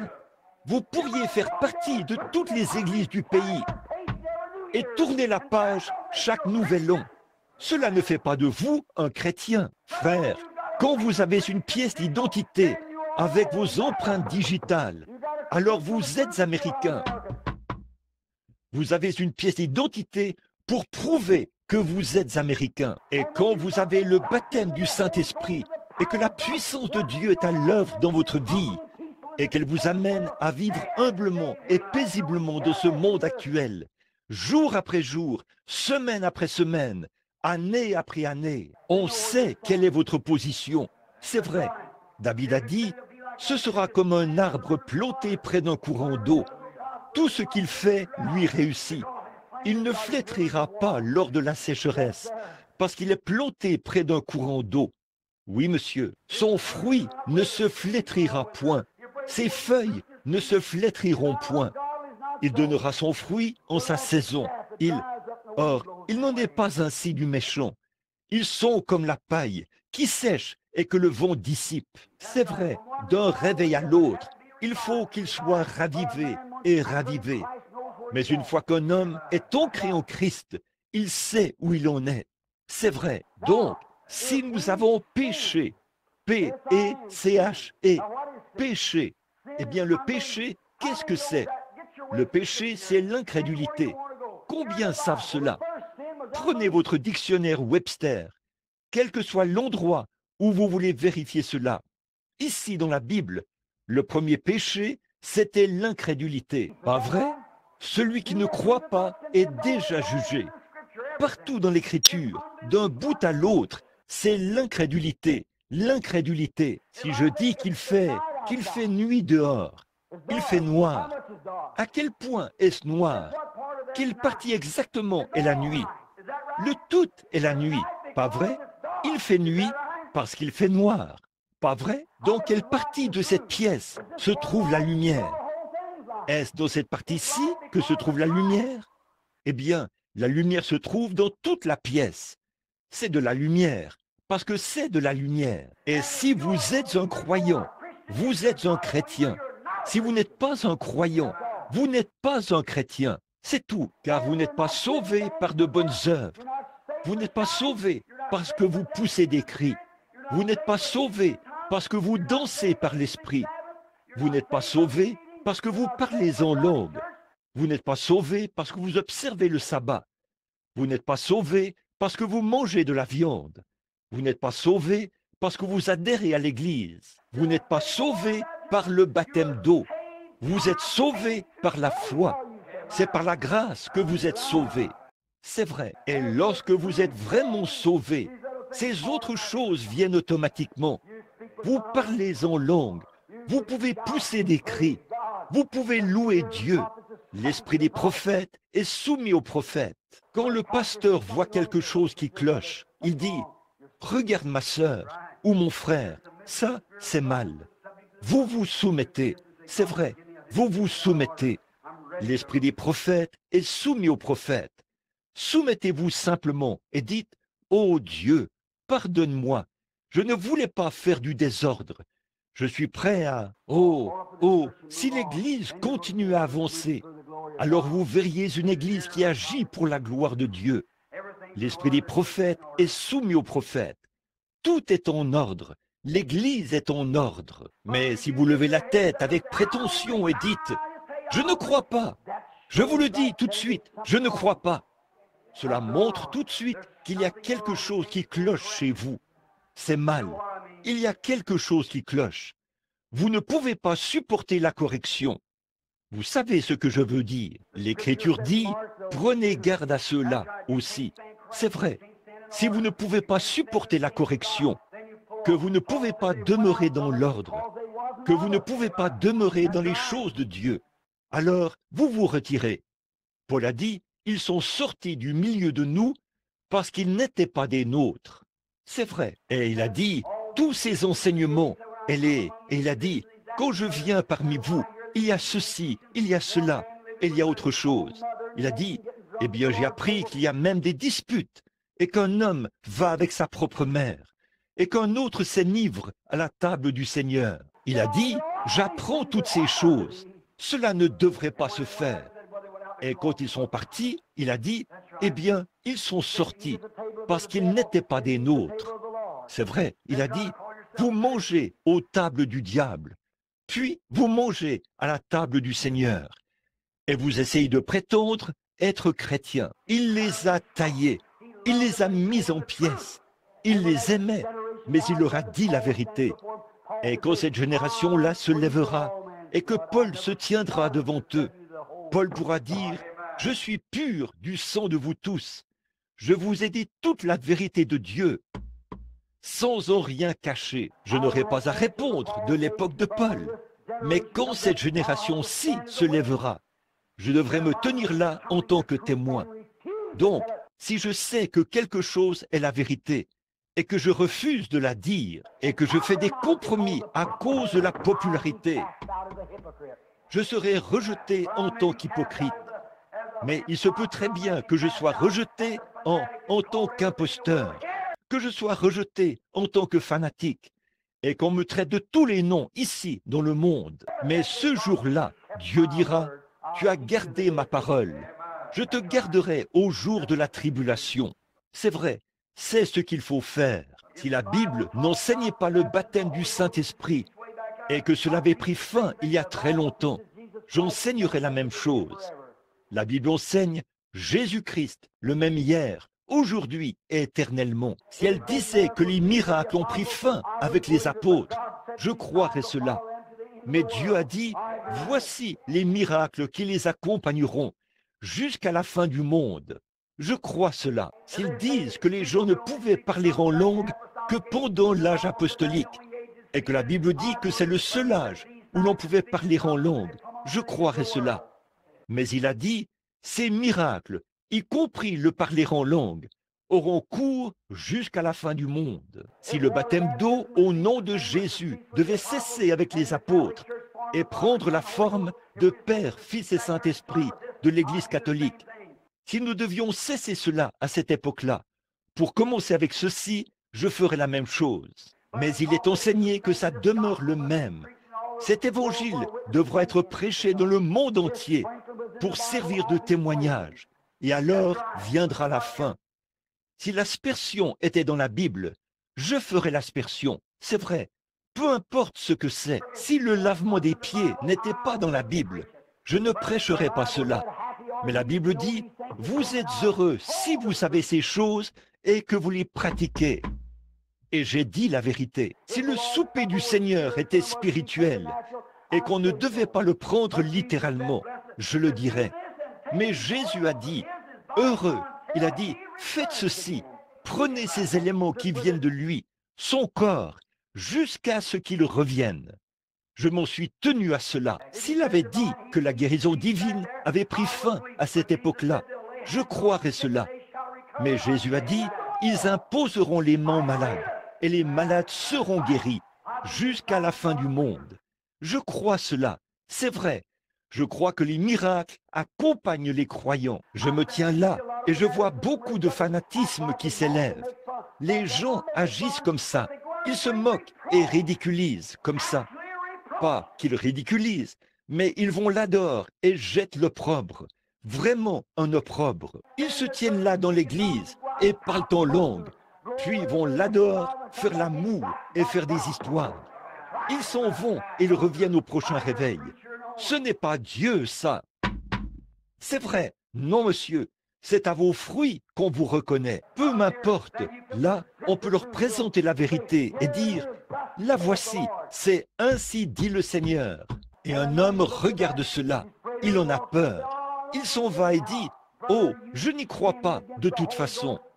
Frère, vous avez péché contre le Saint-Esprit.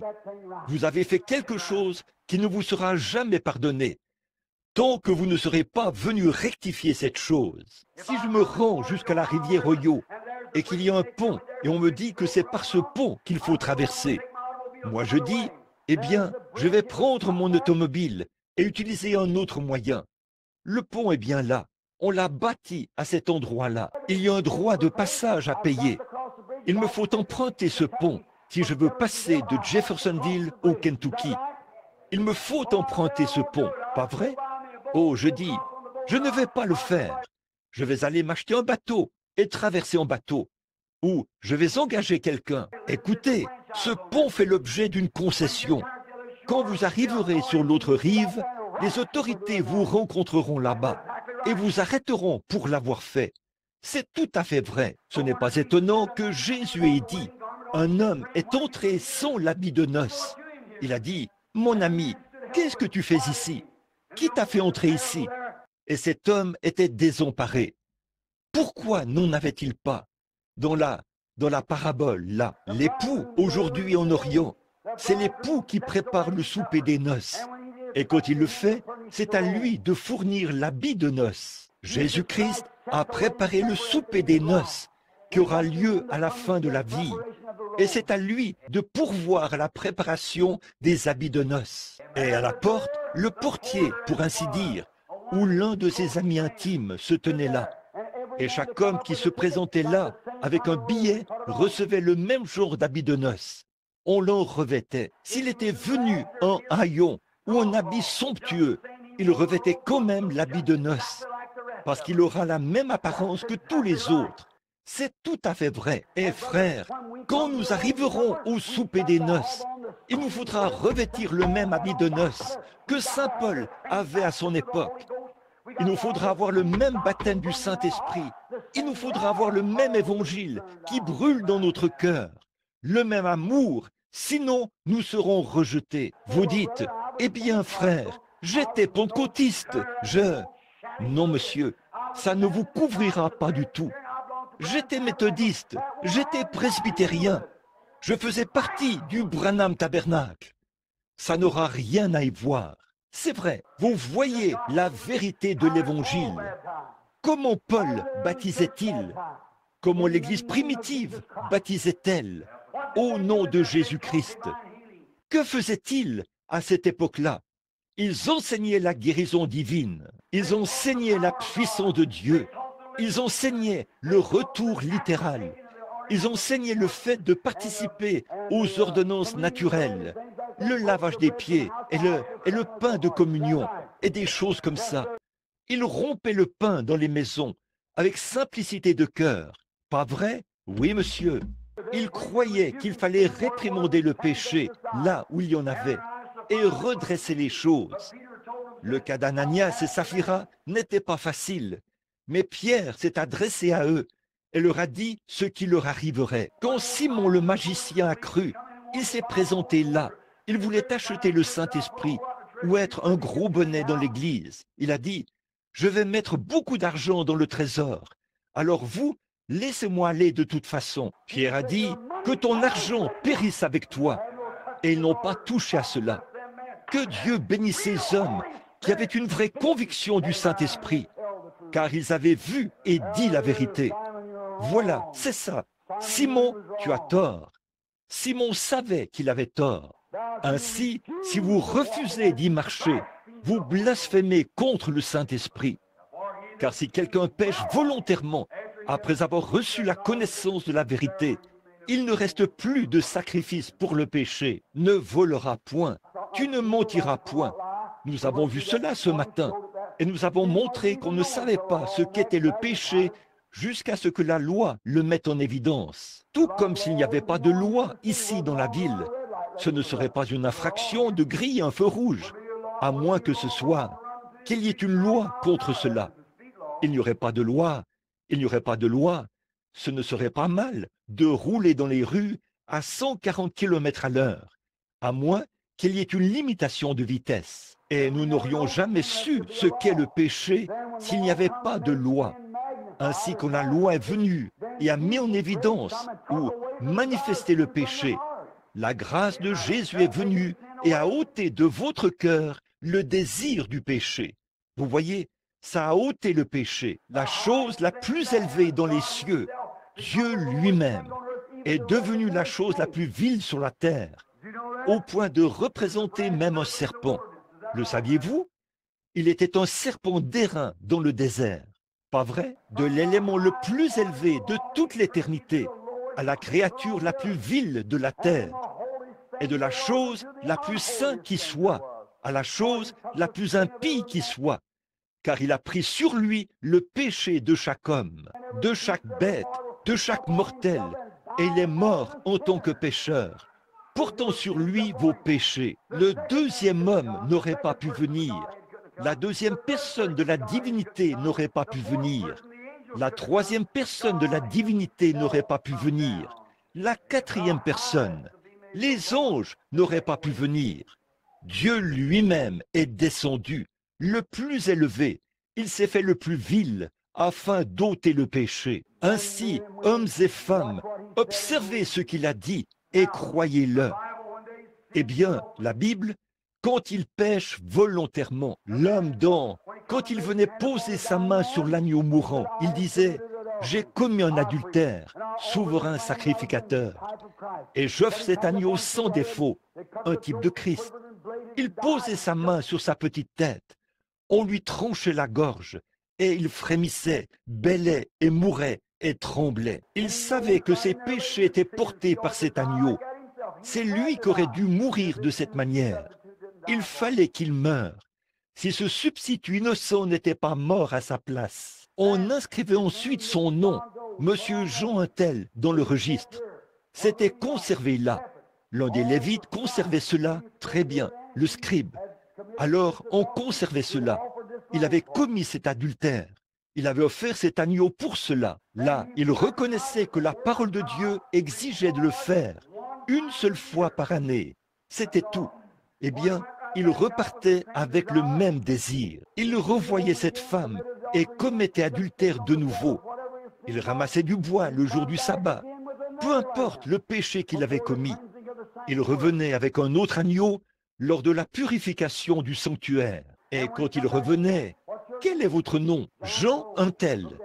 On regardait le registre pour trouver Jean Untel. Quel est votre crime? J'ai commis adultère. Oui, nous l'avons attrapé, nous l'avons surpris en flagrant délit. Eh bien, vous avez déjà fait cela. Vous avez eu une expiation. La parole de Dieu exige qu'on vous lapide. Alors, on le traînait à l'extérieur de cet endroit et on le lapidait sans miséricorde. Peu m'importe s'il était le maire de la ville ou qui il était. Peu importe qui c'était, il mourait sans miséricorde. C'est vrai, parce qu'il avait rejeté la parole de Dieu. Dieu exigeait un seul agneau et il avait rejeté cela. Et là, Paul a dit, ça c'était sous la loi de Moïse. Celui qui violait la loi de Moïse mourait sans miséricorde, sur la déposition de 2 ou de 3 témoins qu'il avait surpris en flagrant délit. À combien plus forte raison, après qu'un homme pose sa tête sur l'agneau de Dieu, le Fils de Dieu, et son cœur était déchiré, il était blessé, et ses larmes coulaient sur ses joues. Il avait des épines sur sa couronne, et le sang mêlé de larmes salées coulait sur son visage et descendait sur son corps meurtri. Et un homme viendra là et dira, « Oui, je suis convaincu que c'est le Fils de Dieu. » Puis il fera volte-face et refusera de croire à sa grâce, à sa miséricorde et à sa parole. Paul a dit, si quelqu'un le fait volontairement, il ne reste plus de sacrifice pour le péché, mais une attente terrible du jugement et l'ardeur d'un feu qui dévorera le rebelle. Mon frère, une fois que la vérité vous est présentée, je pose ceci comme fondement qui servira de base pour le réveil à venir. Apportez votre Bible chaque soir. Apportez votre crayon, apportez votre carnet pour prendre des notes. Et chaque fois que vous verrez quelque chose que vous ne comprenez pas, venez et plaidons ensemble. Moi aussi, je veux connaître la vérité. Je suis tout aussi ouvert à la vérité que vous. Et je veux savoir ce qui est vrai et ce qui est faux. Car je ne veux pas désobéir à la moindre chose qu'il a dit de faire. Voyez, je veux tout ça dans mon cœur. Mais il faut que ça vienne par la parole. Car si nous sommes volontairement incrédules, après avoir reçu la connaissance de la vérité, il ne reste plus de sacrifice pour le péché. Permettez-moi d'ajouter ceci pour terminer dans un instant. Regardez, or quand Jésus leur a dit qu'ils avaient blasphémé contre le Saint-Esprit, ce qui n'était pas pardonnable, un péché impardonnable. Regardez, Ésaïe le prophète, tous, Jérémie, tous les prophètes, ils ont dit, quand le Messie viendra, ça, ce sera lui. Dieu, Jésus-Christ était la parole de Dieu, pas vrai? Le rejeter, lui, c'est rejeter la parole. Pas vrai? Au commencement était la parole. La parole était avec Dieu et la parole était Dieu. Et la parole a été faite chair et elle a habité parmi nous. Et ici, C'était la parole écrite de Dieu manifestée ici en tant que parole de Dieu sur la terre. Chaque parole qu'il prononçait était la Bible. Chaque paragraphe qu'il a pensé était une parole écrite. Il était la parole de Dieu. Et quand la parole écrite avait déclaré qu'il était la parole, alors quand il est venu et s'est manifesté ici sur la terre, et que ces gens regardaient la parole et l'ont rejeté, vous saisissez ce que je veux dire? Parce qu'ils perdaient leur prestige, étant donné qu'il fallait qu'ils quittent leur église. Tout le monde disait, si vous croyez ce genre d'hérésie, nous vous chasserons tout simplement de l'église. Eh bien, ils ne pouvaient pas croire en lui. Ils croyaient en lui dans leur cœur, mais ils ne voulaient pas de lui. Ils ne pouvaient pas se permettre de le confesser publiquement, parce que, s'ils le faisaient, on les chasserait de leur église. Donc, ils ont aimé la gloire des hommes plus que la gloire de Dieu. Ils disaient, eh bien, notre église ne l'enseigne pas tout à fait comme ça. Alors nous allons simplement regarder ces mêmes vieux démons qui vivent aujourd'hui. Certainement, ils vivent aujourd'hui. Eh bien, ma mère était catholique et ma mère était presbytérienne. Et je vous le dis, c'était bon pour ma mère. Maman a marché dans la lumière qu'elle avait. Mais le jour est venu où la lumière de l'évangile brille. La théologie des églises chrétiennes se meurt. C'est un échec. Maintenant, c'est vous que Dieu prend afin de se révéler à nouveau par son Église, le corps ressuscité du Seigneur Jésus-Christ. Ressuscité hors des attitudes ecclésiastiques, ressuscité hors des églises formalistes et froides, ressuscité hors du fanatisme. Dieu relève un tas d'ossements et le recouvre de peau par la puissance du Saint-Esprit qui apportera l'évangile en ces derniers jours, avec des signes et des prodiges jusqu'à la fin du monde. Ils enseigneront la Bible, ils la défendront, ils aligneront leur vie sur elle. Ils ne feront aucun compromis, ni à gauche ni à droite. C'est vrai, ils s'en tiendront strictement la parole et ils iront de l'avant.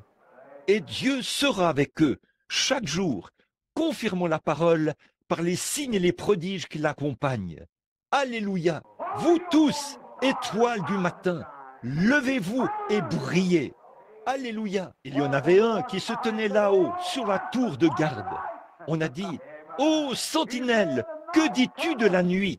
Il a dit, « La nuit vient, et le matin vient aussi. » Regardez bien, il fait toujours nuit avant le matin. C'est vrai, il mesurait le temps par les étoiles. Et juste avant que le moment arrive, avant que le jour se lève, la lumière qui descend fait pression sur les ténèbres, jusqu'à ce que ce soit le moment le plus sombre qui soit. Puis la lumière paraît. Il y a de l'obscurité juste avant le lever du jour. Si vous êtes quelqu'un qui connaît bien les montagnes, oui, peu m'importe de quel côté vient le vent, la manière dont il souffle et combien il souffle fort. Une fois que le premier rayon de lumière déchire les cieux là-bas, le vent s'engouffre dans le vallon, il descend dans la vallée. Peu m'importe le type de vent qui souffle, il s'arrêtera au lever du jour et s'engouffrera dans le vallon. Oh, alléluia! Frère Fink était étendu là l'autre soir. Frère Robertson et moi et les autres, je suis sorti et j'ai mis mes souliers. Je me suis mis à pleurer. Je suis retourné dans la tente. J'avais eu une révélation alors que je me tenais là. Je suis retourné dans la tente et frère Wood était étendu là.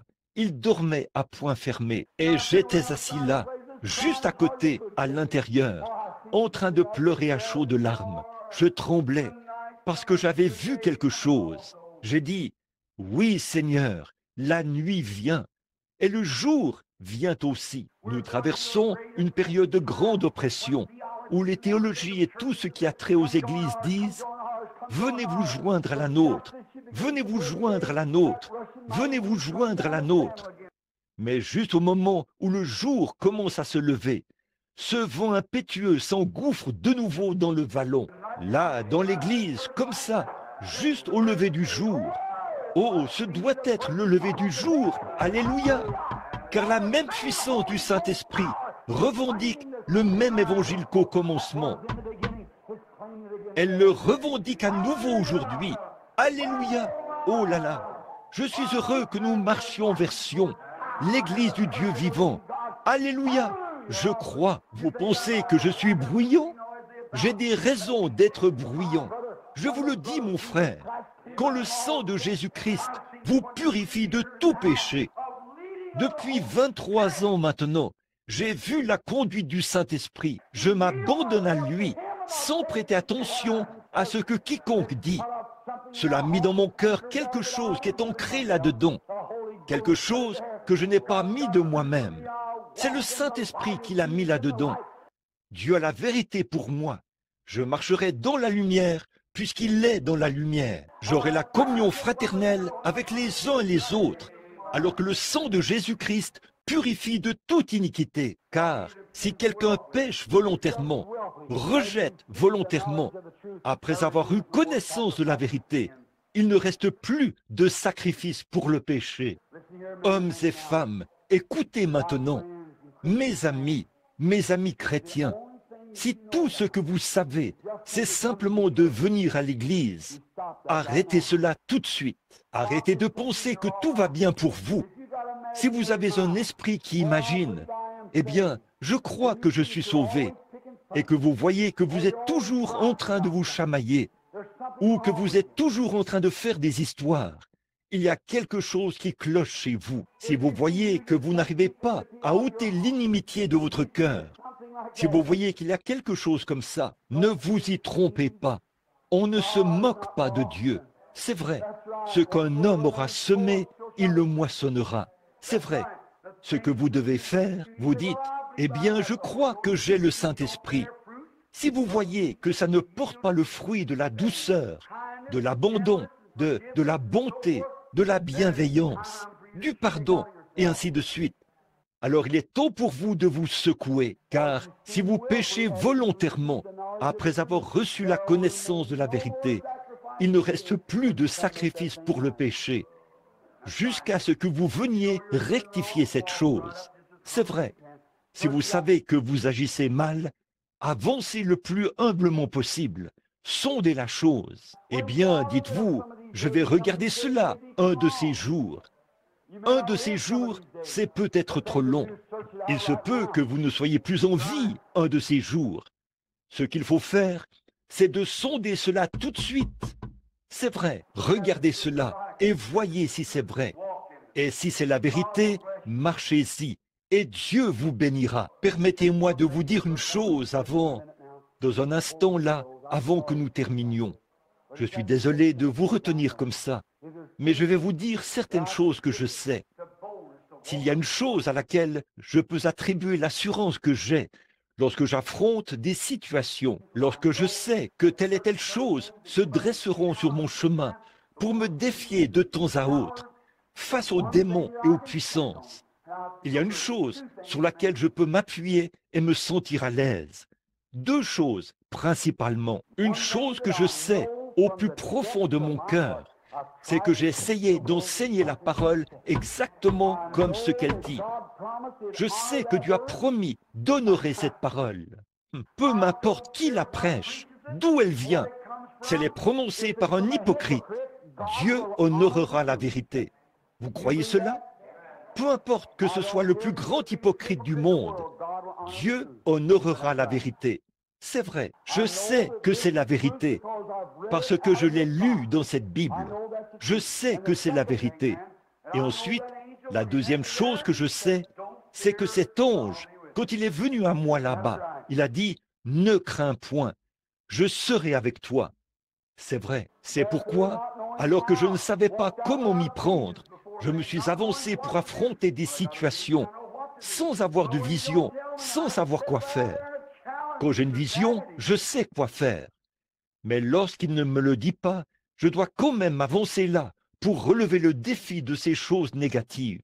Là, je me dis, Seigneur, j'ai annoncé tout le conseil de Dieu, sans en rien cacher. Tout ce que tu as dit de faire dans cette Bible, j'ai essayé de m'y conformer. Par conséquent, Seigneur, ta parole est dans mon cœur. Tu es tenu de veiller sur ta parole. Seigneur, s'il y a quoi que ce soit que je suis censé faire et que je ne l'ai pas fait, alors cela m'a été caché. Je sais que j'essaye de marcher avec toi et je sais que tu as honoré cela et tout. Mais j'ai dit des choses aux gens, même si ça me faisait parfois très mal de les dire aux gens. Mais je les leur ai quand même dit, car c'est la parole. Et je ne dirai jamais aux gens de faire des choses si je ne les fais pas moi-même. Oui, je m'avance comme ça, puis je m'approche un peu plus en me disant, Seigneur, je vois cette puissance qui se tient là-bas, ce démon qui est prêt à vous défier et qui vous met au défi de l'affronter. Je dis, Seigneur, ce n'est pas ma parole, c'est sur la tienne que je m'appuie maintenant. Je m'avance là en prenant mon temps. Quand j'arrive là-bas, je me dis, ô ange de Dieu, puisse ta présence s'approcher, car tu es son serviteur qui est envoyé pour me protéger en ces heures-ci. Et là-bas, tu m'as promis que partout où j'irai, tu seras avec moi. Alors, je m'avance là et je dis, alors, au nom de Jésus-Christ, je dis la vérité. Voyez comme les démons se mettent à hurler. Voyez comme les choses se produisent. Parce que Dieu est tenu d'exécuter sa parole. Mais si je savais que ces choses sont vraies, notamment les baptêmes, le baptême du Saint-Esprit et toutes ces autres choses et tout, si je savais que c'est la vérité, et simplement à cause de mon désir d'être populaire parmi, et que quelqu'un me passe la main dans le dos et dise « docteur, révérend ou évêque » ou quoi que ce soit d'autre, tu as prêché une bonne prédication. Ça, c'est la gloire des hommes. Je préférerais qu'ils ricanent, qu'ils se moquent de moi, qu'ils me ridiculisent de toutes les manières, et savoir que je suis resté fidèle à Dieu. C'est ça, c'est vrai. Je ne veux pas la gloire des hommes. Je veux la gloire de Dieu. Tout ce que je veux, c'est de savoir que j'ai annoncé la vérité sans en rien cacher. Et si vous rejetez cela, c'est votre affaire. Voyez, c'est vrai. Mais permettez-moi de vous dire la vérité de l'Évangile maintenant, en vue du réveil à venir. Si un homme ne naît d'eau et d'esprit, il n'entrera point dans le royaume. Ce sont les paroles de Jésus-Christ dans Jean chapitre 3. Il le disait à un grand chef. C'était un homme religieux, c'était un homme de renom, c'était un homme pieux, c'était un docteur, c'était un érudit. Tout ce qu'on pouvait attendre de lui, il l'était. Mais Jésus lui a dit qu'il n'avait pas la vie éternelle, parce qu'il n'avait pas été, il ne comprenait même pas cela. Il a dit, si un homme ne naît de nouveau, eh bien, il ne peut voir le royaume de Dieu. Peu importe combien il est religieux, il appartenait à la plus grande église. Il avait l'un des plus grands noms. C'était un docteur de la Bible. Et pourtant, il n'avait pas vécu l'expérience de la nouvelle naissance. L'avez-vous vécu ce soir? Je veux vous poser une question simple et directe. Je ne dis pas ça pour vous mettre dans l'embarras. Je préférerais être dans l'embarras ici plutôt que d'être dans l'embarras là-bas. Ne préféreriez-vous pas cela? Beaucoup d'entre vous ici recherchent le baptême du Saint-Esprit. Beaucoup d'entre vous ici m'ont observé depuis que je ne suis qu'un jeune homme, juste un gamin ou un adolescent qui prêchait l'Évangile. Et je n'ai pas du tout dévié de l'Évangile avec lequel j'ai commencé. J'enseigne toujours la même chose, car cela ne m'a pas été donné par un séminaire. Et cela ne m'a pas non plus été enseigné par l'homme. C'est venu par révélation de la Bible. C'est vrai. Par conséquent, je sais que cela vient de Dieu. Et je m'en suis tenu au même évangile. Il y a bien des années, je prêchais le baptême d'eau au nom de Jésus-Christ. Il y a bien des années, je prêchais la purification de l'âme humaine par le sang de Jésus-Christ, par le moyen de la sanctification. Je prêchais le baptême du Saint-Esprit comme étant une confirmation ou le scellement du peuple de Dieu dans le royaume. Vous savez que c'est vrai. J'enseignais la guérison divine, j'enseignais la seconde venue, j'enseignais le lavement des pieds, j'ai enseigné la communion, j'ai enseigné la sainteté devant le Seigneur. J'ai enseigné toutes ces choses dès le départ. J'ai enseigné que le parler en langue n'est pas la preuve qu'on a le Saint-Esprit. J'ai enseigné que pousser des cris n'est pas la preuve qu'on a le Saint-Esprit. Vous ne pouvez dire d'aucune de ces choses que c'est la preuve du Saint-Esprit ou la seule preuve. Il se peut que ce soit la preuve que le Saint-Esprit est là. Il se peut que chanter soit la preuve que le Saint-Esprit est là. Il se peut que parler soit la preuve que le Saint-Esprit est là. N'importe lequel de ces signes pourrait l'être. Mais ce ne sont pas des preuves infaillibles. Il n'y a qu'une seule personne qui puisse dire que le Saint-Esprit est là. Dieu lui-même. C'est lui le juge. J'en ai vu qu'on chantait, j'en ai vu qu'on parlait, j'en ai vu qu'on poussait des cris, j'en ai vu qu'on parlait en langue et fait toutes ces choses, mais ils ne l'avaient pas. Leurs fruits prouvaient qu'ils ne l'avaient pas. Vous avez toute la foi possible en moi, je suppose, pour croire que je l'ai. Moi aussi, Dieu le sait. Je crois que vous l'avez. J'ai toute la foi possible en vous pour le croire. Vous êtes gentil, plein d'amour, doux et tout. Je crois que vous êtes des chrétiens. Je crois que vous avez le Saint-Esprit. Je ne pourrais pas le déclarer sous serment. C'est Dieu qui le sait. C'est vrai, vous voyez. Alors nous ne pouvons pas juger par ces choses. On ne peut pas attribuer cela à Dieu et dire, voilà, c'est ça, parce que c'est lui le juge. Nous n'avons pas été envoyés pour juger. Nous avons été envoyés pour prêcher. Pas vrai?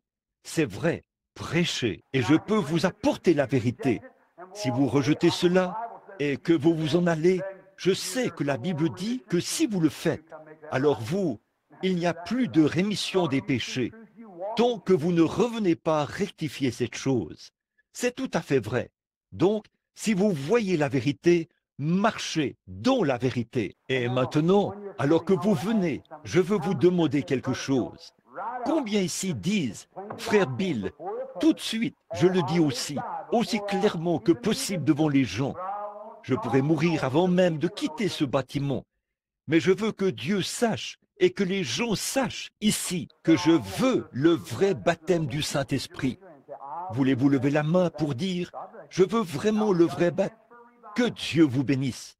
Nous avons là la possibilité d'avoir un réveil. Et écoutez, mes amis, ne venez pas en disant « Eh bien là, si je ressens vraiment des frissons, et si je le reçois de la même manière dont la sœur l'a reçu. » Cette manière dont la sœur l'a reçu, ne cherchez pas à le recevoir de la même manière. Venez simplement avec un cœur pur, en croyant que Jésus-Christ est le Sauveur, que vous l'avez accepté, que vous croyez que Dieu tiendra sa parole, et que vous vous attendez à recevoir le baptême du Saint-Esprit, et il vous le donnera. Dites, Seigneur, réponds cela sur moi comme bon te semble, pourvu que j'aie le Saint-Esprit. C'est tout ce que je veux, le baptême du Saint-Esprit. Donne-moi quelque chose qui ôtera cet égoïsme. Donne-moi quelque chose qui ôtera toute cette crainte et ces doutes. Ô Seigneur, ne me fais pas. Si tu me fais pousser des cris, j'en ai vu qui ont poussé des cris et dont la vie ne cadrait pas avec cela. Ne me fais pas parler en langue. Seigneur, j'en ai vu qu'on parlait en langue et dont la vie ne cadrait pas avec cela. Mais Seigneur, mets en moi quelque chose qui vivra en moi, qui me fera marcher chaque jour comme un chrétien. Cela me fera aimer mes ennemis. Cela me fera dire du bien de ceux qui disent du mal de moi. Cela fera en sorte que je serai prêt à me repentir de tout ce que je fais de mal, à m'avancer et à confesser mes torts. Je dirai, j'ai tort. Pardonne-moi, ô Dieu. Ça, c'est le genre d'esprit que vous voulez, n'est-ce pas? Oui, monsieur. Rends-moi humble. Quand mon pasteur voit quelque chose qui cloche chez moi, il vient et me dit, eh bien, frère ou sœur, vous ne devriez pas faire ces choses. Rends-moi humble pour que je dise, oui, mon frère, veuillez m'aider à prier. Je ne veux pas de ce genre d'esprit sur moi. Vous ne voulez pas de ce genre d'esprit, n'est-ce pas? Vous ne voulez pas vous promener là, enflé d'orgueil, en disant, eh bien, ce n'est pas son affaire de me reprendre. Je sais à quoi m'en tenir. Oh, mes amis, quand vous faites ça, vous pouvez voir sur le champ que vous êtes en dehors de la volonté de Dieu. Vous pouvez voir que vous avez tort dès le départ. Pourquoi ne pas être humble et vous soumettre au Saint-Esprit et dire, oui, je vais m'associer à toute l'Église du Dieu vivant. je vais aller de l'avant. Si je vois quelque chose qui cloche chez ma sœur, je vais prier pour elle.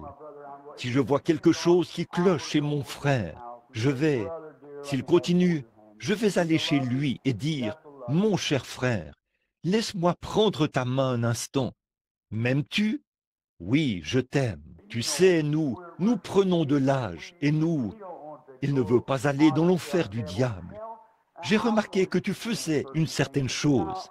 Eh bien, prions ensemble à ce sujet.